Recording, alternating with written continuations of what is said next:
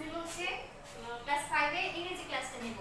ইংরেজি তোমাদের শীটে একদম লক্ষ্য করে দেখতে পাবে একদম লাস্ট টপিক হচ্ছে দি অলিম্পিক গেমস এর একটা টপিক। তোমাদের মনে হয় এটা স্টোরি আকারে বলা আছে, কিন্তু আমি এটা স্টোরি হিসেবে পড়াবো না, এটা হচ্ছে আমি একটা অ্যাজ এ প্যারাগ্রাফ হিসেবে পড়াবো।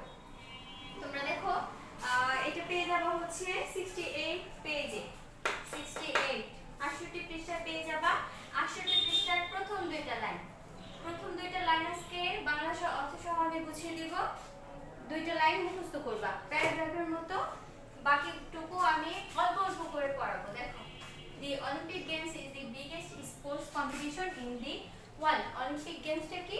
অলিম্পিক গেমস হচ্ছে বিশ্বের সবচাইতে বড় কম্পিটিশন, স্পোর্টস কম্পিটিশন। সবচেয়ে থেকে বড় স্পোর্টস কম্পিটিশন কি? Olympic Games. তারপর লাইন দেখো, the Olympics are held every 4 years in a different host country.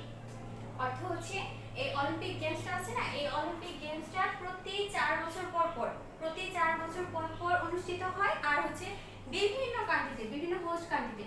দেখো, ডিফারেন্ট হোস্ট কান্ট্রি। এই বছর ধরো, এই বছরটা এক দেশে হলো, 4 বছর পর আবার অন্য দেশে, অন্য আয়োজক দেশে অনুষ্ঠিত হবে, এটা বলছে। তাই বলছে the Olympics are held every 4 years in a different host country. Host country অর্থ হচ্ছে আয়োজক দেশ, ডিফারেন্ট হোস্ট কান্ট্রি অর্থ হচ্ছে ভিন্ন ভিন্ন আয়োজক দেশ। প্রথম লাইন তাহলে কি? The Olympic Games is the biggest sports competition in the world. Olympic গেমসটা হচ্ছে বিশ্বের সবচেয়ে বড় স্পোর্টস কম্পিটিশন। আর হচ্ছে the Olympic Games are held every 4 years in a different host country. এটা প্রত্যেক 4 বছর পর ভিন্ন আয়োজক দেশে অনুষ্ঠিত হয়। এতটুকু।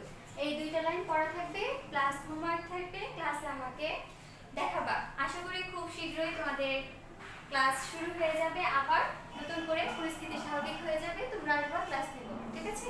ধন্যবাদ সবাইকে।